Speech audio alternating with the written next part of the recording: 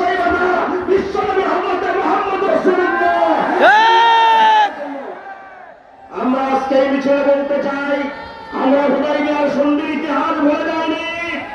1400 সাহাবা সে সিদ্ধান্ত নিয়েছেন, আজকে আমরা বাংলাদেশে সেই সিদ্ধান্তের দিকে আগাতে পারি। আমাদের ভাইকে যদি মুক্তি দেওয়া হয়, আমাদের নিবন্ধনকে যদি ফিরিয়ে দেওয়া হয়, সিদ্ধান্ত নেব ইনশাআল্লাহ।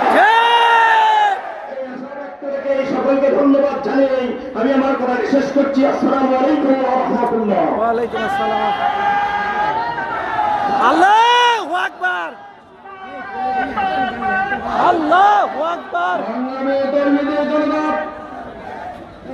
এই পর্যায়ে আপনাদের সামনে বক্তব্য রাখছেন বাংলাদেশ জামাত ইসলামের কেন্দ্রীয় মজলিসের অন্যতম সদস্য জামাত মোহাম্মদ আপনাদের নির্বাচনের সংসদ সদস্য প্রার্থী, কুষ্টিয়া সুন্দরবনের সংসদ সদস্য প্রার্থী, বিশিষ্ট শিক্ষাবিদ জননেতা অধ্যাপক ফরহাদ হোসেন, জননেতা অধ্যাপক ফরহাদ হোসেন।